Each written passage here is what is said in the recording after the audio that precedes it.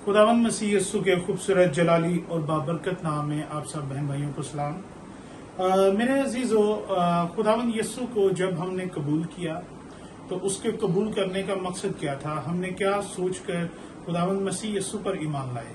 मैं अपनी गवाही देता हूँ, मैंने ये सोचा कि मसीह यस्सु में हमेशा की जिंदगी है। ये जिंदगी भी और आने वाली जिंदगी भी हमारी खुदावंद यस्सु में महफूज है, और ना सिर्फ उसने हमारी खातिर अपनी जान दी बल्कि हमें हमेशा की जिंदगी का वारिस बनाया।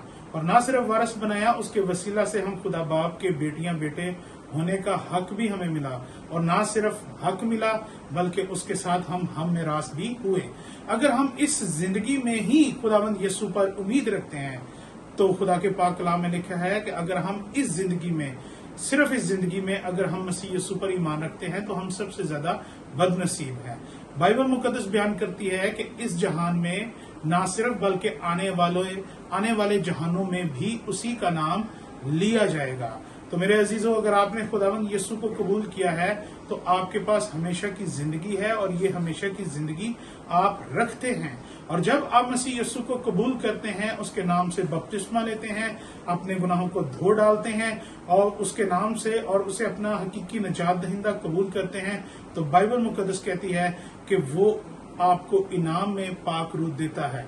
और जब आपको इनाम में पाक रूह मिलता है तो बाइबल मुकद्दस रोमियो 8 बाब और उसकी 15 आयत में बयान करती है, क्योंकि तुमको गुलामी की रूह नहीं मिली जिससे फिर डर पैदा हो। गुलामी की रूह यानी कि वो रूह जिससे डर पैदा हो।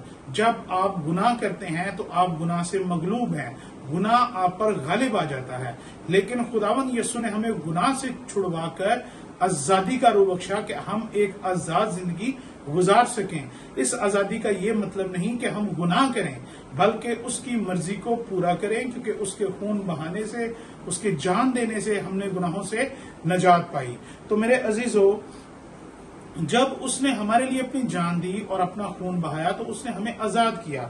और खुदा के कलाम में लिखा है, क्योंकि तुमको गुलामी की रूह नहीं मिली जिससे फिर डर पैदा हो, बल्कि लेपालक होने की रूह मिली जिससे हम अब्बा यानी ए बाप कहकर पुकारते हैं।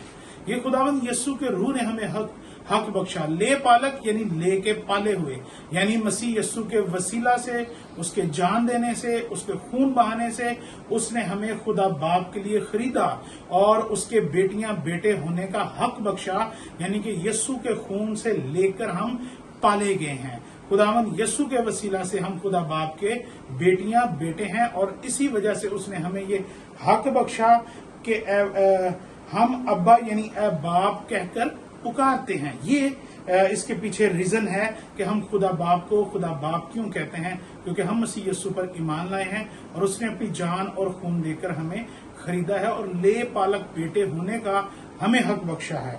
अब आगे उस 16 आयत में लिखा है, रूह खुद हमारी रूह के साथ मिलकर गवाही देता है।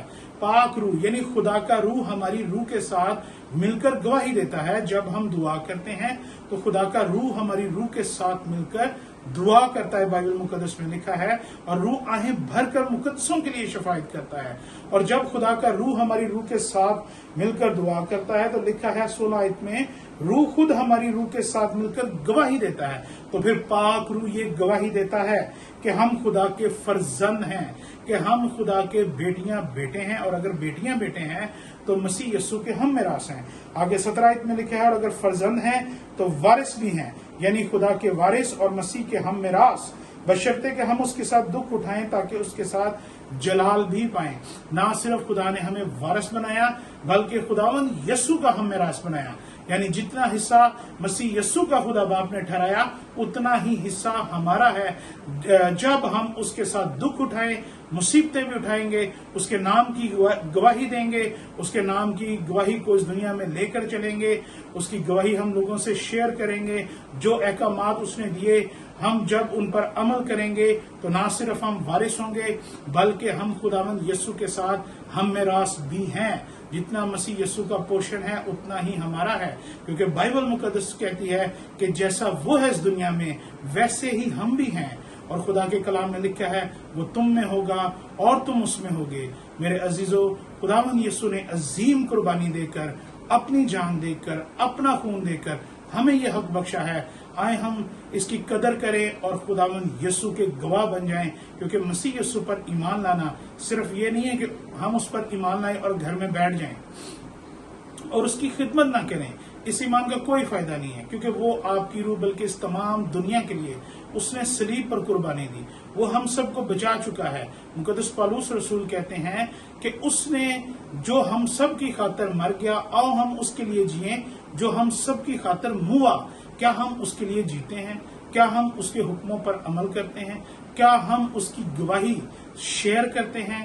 کیا ہم بہت سی روحوں کو جیتنے کا وسیلہ ہے، یا صرف ہم اپنے لیے سوچتے ہیں، یا صرف ہم اپنے لیے کرتے ہیں؟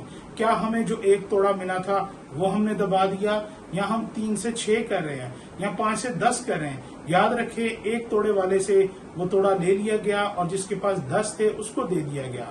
خدا نے ہمیں یہ حق بخشا ہے مسیح یسوع کے وسیلہ سے کہ ہم اس کے فرزند ہیں، مسیح کے ہم میں راس ہیں، اور ہمیں اس بات کی قدر کرنی چاہیے، اس پر سوچنا چاہیے کہ ہم اس کی خاطر کیا کر سکتے ہیں اور کیا ہم اس کے لیے کریں۔ کبھی ہم نے خدا کو کہا ہے کہ خداوند آپ ہم سے بولیں، ہم سننا چاہتے ہیں اور آپ ہمیں بتائیں ہم کیا کریں، تو خدا آپ کو ضرور راہ دکھائے گا۔ خدا آج کے کلام کے وسیلہ سے آپ سب کو ہمیں برکت دے۔ God bless you.